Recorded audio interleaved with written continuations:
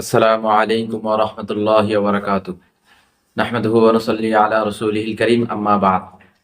সুপ্রিয় দর্শক, আজ একটি হৃদয় বিদারক বিষয় নিয়ে আলোচনা করতে যাচ্ছি।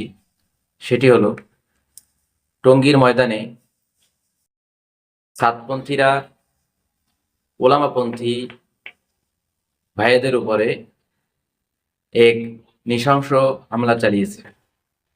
এটা আপনারা জেনেছেন, দেখেছেন। 2018 সালেও আওয়ামী লীগের সাহায্য নিয়ে সাতপন্থীরা ওলামাপন্থীদের উপরে হামলা চালিয়েছিল। এ বিষয়ে দলিল ভিত্তিক আলোচনা পিনাকি ভট্টাচার্যের ভিডিওতে আমরা পেয়েছি। সুতরাং আমি আর কথা বেশি না বাড়িয়ে, এই সাতপন্থীরা মূলত কারা, তাদের সমস্যা কোথায়, এগুলো নিয়ে তো আমরা বিস্তারিত আলোচনা করছি। কিন্তু এই সাতপন্থীরা মূলত কাদের এজেন্ট হয়ে কাজ করছে, এদের মূল কোথায়, এ বিষয় নিয়ে পিনাকি ভট্টাচার্যের আলোচনাটা খুবই চমৎকার হয়েছে। সুতরাং সেটাই আমরা আপনাদের সামনে পেশ করছি, আমরা এটা দেখব। তাবলিগের বিশ্ব ইজতেমা শুধু বাংলাদেশ না, সারা দুনিয়ায় একটা ফেনোমেনন হয়ে উঠছিল। শুধু ধর্মীয় গুরুত্বেই না, সামাজিক প্রভাব, অতুলনীয় একটা ইভেন্ট ম্যানেজমেন্ট ক্যাপাসিটি, জাতীয় ঐক্যের মঞ্চ হিসেবে বিশ্ব ইজতেমা এক শক্তিশালী ইমেজ নিয়ে দাঁড়াইতেছিল। যত রাজনৈতিক মতাদর্শিক বিরোধ থাকুক না কেন, শীর্ষ রাজনৈতিক নেতারা সারা দেশের মানুষের সাথে আখিরি মোনাজাতে দাঁড়াইতেন। কিন্তু ইসলামোফোব দুনিয়ার ভয় সম্মিলিত মুসলমানরা একসাথে দাঁড়ায় নামাজ পড়লেও ওদের চুলকানি শুরু হয়। এইটার এসে ঘরের অন্দরে হান্দাই দিতে চায়, কয় ধর্ম প্রাইভেট ব্যাপার, তুমি ঘরের মধ্যে করবা। আর বিশ্ব ইজতেমার মতো সুবিশাল দুনিয়ার দ্বিতীয় বৃহত্তম মুসলিম সমাবেশকে ধ্বংস করার পরিকল্পনা শুরু হয় ওয়ার অন টেররের প্রজেক্ট হিসাবে। এই কাজে প্রত্যক্ষভাবে হাত লাগায় ইন্ডিয়া। আর ইন্ডিয়ার বাংলাদেশের সকল লেসপেন্সার, আওয়ামী লীগ, ডেইলি স্টার এবং প্রথম আলো। অনেকে বলতে পারেন, আপনি সব কিছুতেই ডেইলি স্টারের সংযোগ দেখেন কেন? আরে ভাই, সংযোগ থাকলে আমি কি করব? দুয়ে দুয়ে চার মিলে গেলে আমি কি সেটাকে 10 দেখাবো?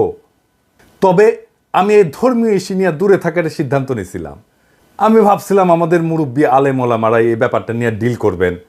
কিন্তু যখন এর পিছে আওয়ামী লীগ, ভারতের পরিকল্পনা আবিষ্কার করলাম, প্রথম আলো, ডেইলি স্টারের সংযোগ আবিষ্কার করলাম, তখন এই সমাজের একজন হইয়া এই ইস্যু নিয়ে চুপ থাকতে পারলাম না। শুধু তাই না, কিভাবে ভারতের এই লেসপেন্সারগুলা বর্তমান সরকারের ঘনিষ্ঠ হওয়ার কাজ সফলভাবে সম্পন্ন করে ফেলছে, সেটা দেখে আমি আতঙ্কিত হয়ে গেলাম। বৈষম্য বিরোধী ছাত্রদের মূল নেতৃত্বের কাছাকাছি চলে আসছে তারা। এর ফলে ফ্যাসি বিরোধী লড়াইয়ের মূল শক্তি হেফাজতের সাথে বর্তমান সরকারের দূরত্ব তৈরির ঝুঁকি তৈরি হয়েছে। এই কারণেই তাবলিগ নিয়া মহাষড়যন্ত্র দেশবাসীর সামনে উন্মুক্ত করে দেওয়াটা আমার কর্তব্য আর দায়িত্ব হয়ে দাঁড়াইল। আশা করি আমার দর্শকেরা এই এপিসোডের পরে তাবলিগ প্রসঙ্গে নিজেরাই সিদ্ধান্ত নিতে সমর্থ হবেন। আমি স্পষ্টভাবে দেখাই দেব, তাবলিগ জামাতের এই দুই গ্রুপের মধ্যকার দ্বন্দ্ববিরোধের পিছনে প্রত্যক্ষভাবে রয়েছে ইন্ডিয়া। কিভাবে? তাবলিগের ভেতরে যাদেরকে জুবায়েরপন্থী বলা হইতেছে, সেইটাই তাবলিগের মূলধারা। সেই পক্ষের সাথে আছেন বাংলাদেশের কওমি, দেওবন্দি, হেফাজত ঘরানার অর্থাৎ মূলধারার আলেম সমাজের প্রায় সকলেই, এবং তাবলিগের সাথে সংশ্লিষ্ট সাধারণ জনতার বৃহৎ সংখ্যাগরিষ্ঠ অংশ। আবার ইন্টারেস্টিং ব্যাপার হইতেছে, এই পক্ষ আদর্শগত এবং মনস্তাত্ত্বিকভাবে শেখ হাসিনার ফ্যাসিবাদী শাসন এবং ভারতীয় আধিপত্যবাদের ঘোর বিরোধী। এই পক্ষই তাবলিগের মধ্যে বৃহৎ সংখ্যাগরিষ্ঠ এবং সবচেয়ে প্রভাবশালী অংশ। 2 নাম্বার, তাবলিগের ভেতরে যাদেরকে এতাতি বা সাতপন্থী বলা হইতেছে, এই পক্ষের সাথে যারা আছেন তারা আওয়ামী ফ্যাসিবাদের অংশ, সহচর এবং ভারতপন্থী হিসেবে পরিচিত। এই পক্ষের সাথে যারা আছেন তাদের বড় অংশই সেকুলার এডুকেশনে শিক্ষিত।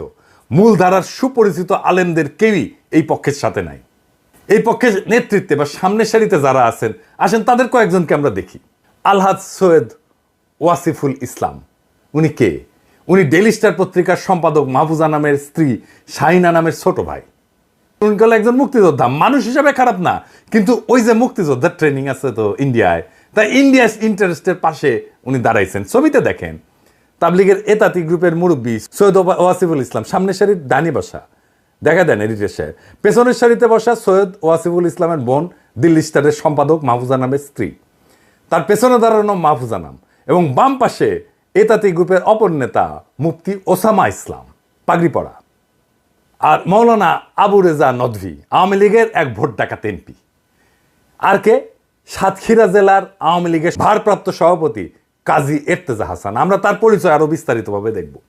আর কে মুফতি ওসামা ইসলাম সাতপন্থী অংশের অন্যতম মুরব্বী সৈয়দ ওয়াসিফুল ইসলামের ছেলে, মৌলানা মুয়াজ বিন রুর, এই সকলে, এরা সকলেই আওয়ামী ফ্যাসিবাদের সমর্থক এবং খুনি হাসিনা সরকারের ঘনিষ্ঠ হিসেবে পরিচিত। বিগত 15 বছরের দুঃশাসনের আমলে রাষ্ট্রীয় ছত্রছায়ায় এরা বাইরে উঠছে। এই তাবলিগের এই বর্তমান সংকটে কারা ইন্ধন যোগাচ্ছে? ভারতের আগ্রাসী হিন্দুত্ববাদী শক্তি এই অঞ্চলে ইসলাম এবং মুসলমানদেরকে দাবায় রাখতে নানা কর্মকাণ্ড চালাইছে, আপনারা জানেন। এর অংশ হিসেবে তারা নীরবে এবং সুশৃঙ্খলভাবে ইসলামের প্রচার প্রসার এবং দাওয়ার কাজ চালায় যাওয়া প্রভাবশালী সংগঠন তাবলিগ জামাতে বিভেদ, বিরোধ এবং বিবাদ ঘটায় একে দুর্বল করার একটা মিশন হাতে নেয়, ওয়ার অন টেররের পরিকল্পনার অংশ হিসেবে। ভারতের প্রেসক্রিপশনের পাশাপাশি আওয়ামী ফ্যাসিবাদী সরকারও এই ইসলামপন্থীদের মাঝে বিভেদ, বিবাদ, বিশৃঙ্খলা তৈরি কইরা নিজেদের ক্ষমতাকে হুমকি মুক্ত রাখতে বাংলাদেশের তাবলিগের সংকট সৃষ্টি করে, এই সংকটকে জিয়ায় রাখার কৌশল গ্রহণ করে। অথচ আপনারা যদি ইতিহাস দেখেন, দেখবেন তাবলিগ জামাতের কার্যক্রম প্রচলনের শুরু থেকে 2016 সালের আগ পর্যন্ত তাদের মাঝে কোনো মতাদর্শগত বিভেদ, কোনো বিবাদ, কোনো বিশৃঙ্খলা ছিল না। 2016 সালের পর থেকে এই বিভেদ শুরু হয় এবং এরপর থেকে ভারতের প্রেসক্রিপশন আর আওয়ামী লীগ তার নিজস্ব শক্তিকে এই বিভেদ তৈরিতে নিযুক্ত করে। আর বর্তমানে ফ্যাসিবাদের পতনের পরে তাবলিগের সংকট আরো গভীর হয়েছে। কেমনে? কারণ এইটা হইতেছে তাবলিগ লীগ। আসেন আমরা তাবলিগ লীগটা দেখি, কারা কারা এই তাবলিগ লীগ। আওয়ামী ফ্যাসিবাদী সরকারের পতনের পর বিচারক লীগ, আনসার লীগ, গার্মেন্টস লীগ, রিক্সা লীগ, ছাত্রলীগ, ইসকন লীগ, এগুলোর মাধ্যমে বিপ্লব এবং জন অভ্যুত্থানকে নস্যাৎ করা এবং অন্তর্বর্তী সরকারকে ব্যর্থ করার দেশবিরোধী নানা চক্রান্তের মতোই ভারতের মদতপুষ্ট আওয়ামী ফ্যাসিবাদীরা তাবলিগের এতাতি গোষ্ঠীকে দিয়ে একটা বড় গোলযোগের চেষ্টা করতেছে।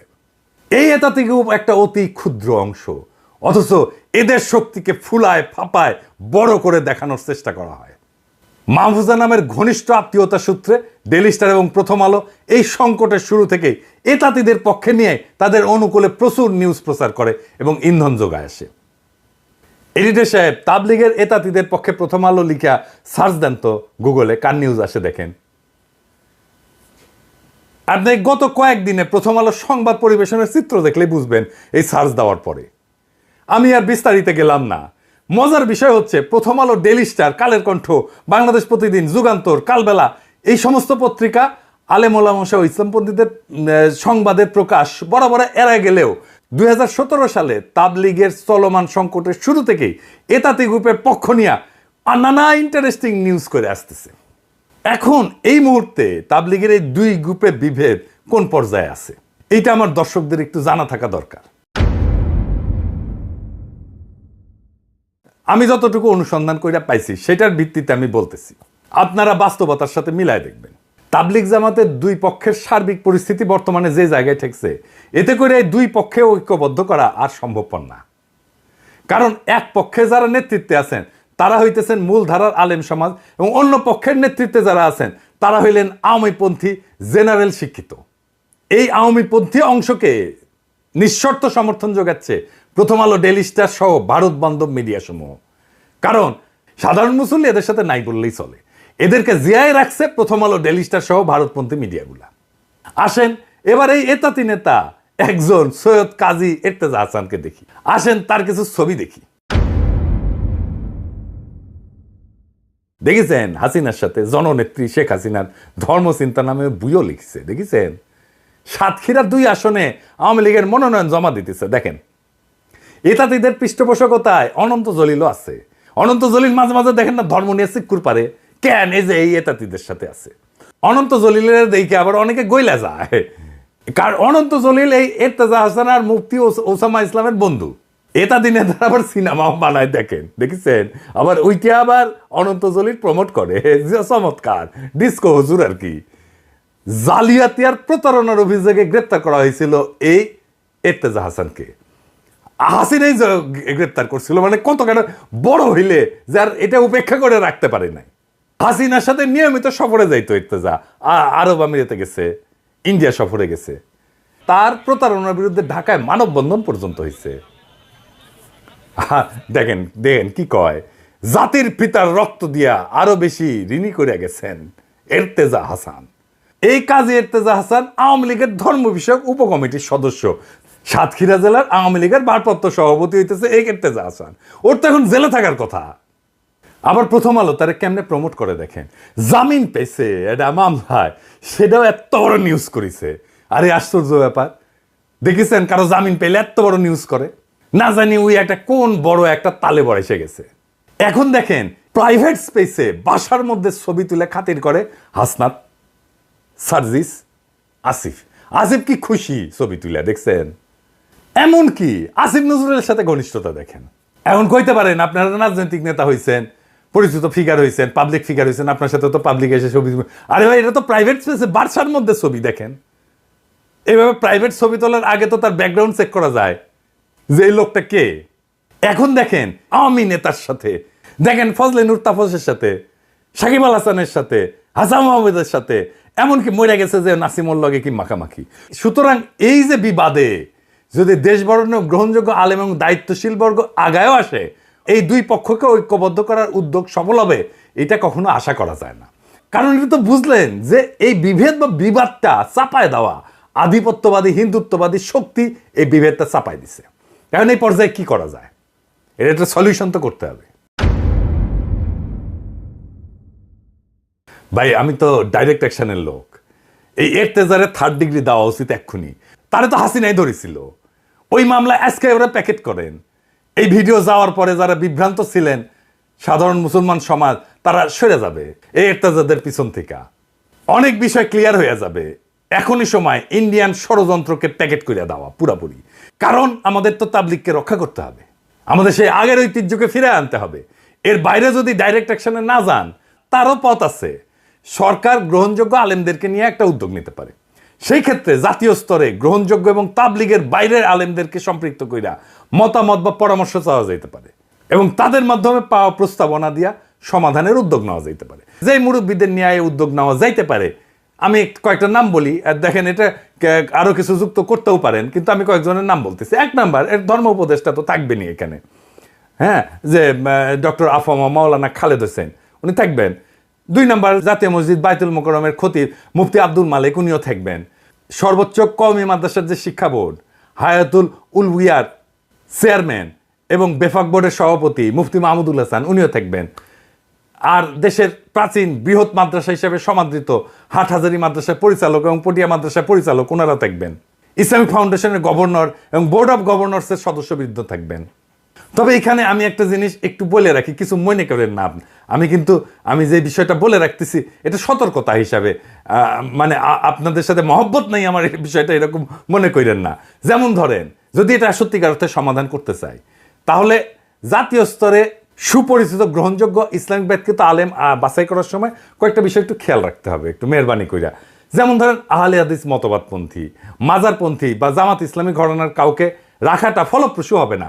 এই জন্য না যে আমি ওনাদের মহব্বত করি না, সেই জন্য তা না, ওনাদের বাইরে রাখতে বলছি কারণ এই 3 মতাদর্শের লোকজন তাবলিগ জামাতের কার্যক্রমকে পছন্দ করেন না।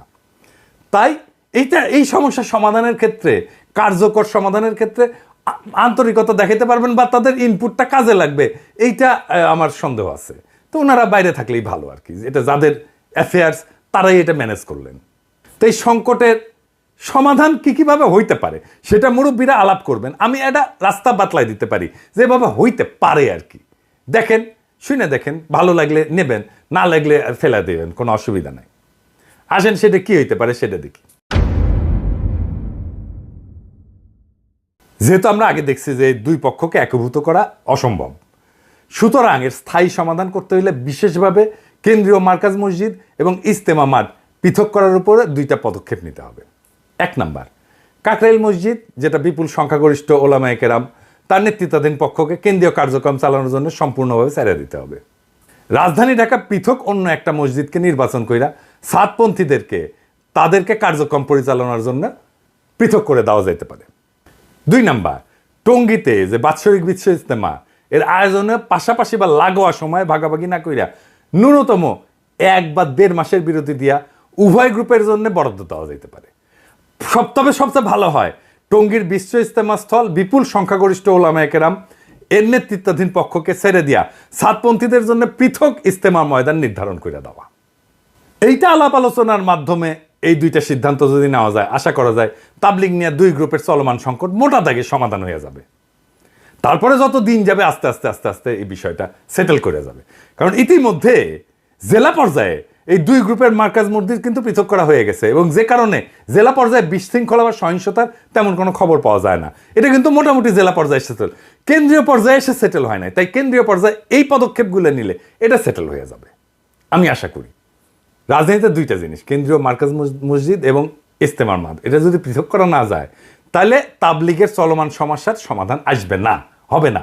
বরং এইটাকে পুঁজি কইরা বিভিন্ন সুযোগ সন্ধানীরা উভয় গ্রুপকে নানাভাবে প্ররোচিত কইরা সমস্যাকে জিয়ায় রাখবে বা আরো প্রকট করতে চাইতে পারে। তাবলিগের উপরে যে কালো ছায়া নামছে ভারতের পরিকল্পনায়, তা আমাদের দূর করতে হবে। আমাদের হারানো ঐক্যের ঐতিহ্য পুনরুদ্ধার করতে হবে, আর এটা করা খুবই সম্ভব। আপনারা জানেন সমস্যা কোথায়। সমস্যার উৎস যদি চিহ্নিত করা যায় তাহলে সমাধান করলে অর্ধেক হইয়া যায়। আমার মনে হয় আমি সমস্যাকে চিহ্নিত করে সমাধানের পথ দেখাই দিতে পারছি।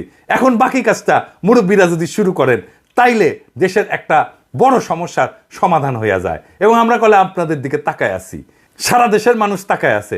সমস্যাটা মেহরবানি কইরা মুরব্বীরা আপনারা সমাধান কইরা ফেলে আমাদেরকে স্বস্তি দেন, দেশবাসীকে স্বস্তি দেন এবং ঐতিহ্যকে পুনরুদ্ধার করেন এবং ভারতের এই শয়তানি প্রকল্প রুখে দেন। দেশবাসী আপনাদের পাশে থাকবে। ইনকিলাব জিন্দাবাদ। সুপ্রিয় দর্শক, পিনাকি ভট্টাচার্যের আলোচনা তো শুনলেনই। কওমি ওলামায়ে কেরাম সহ হকপন্থী যত আলেম আছেন সবাই তার বক্তব্যের সাথে একমত এবং তার বক্তব্যগুলো যথাযথ। সুতরাং আমরা এখনই এ বিষয়ে সতর্ক হব।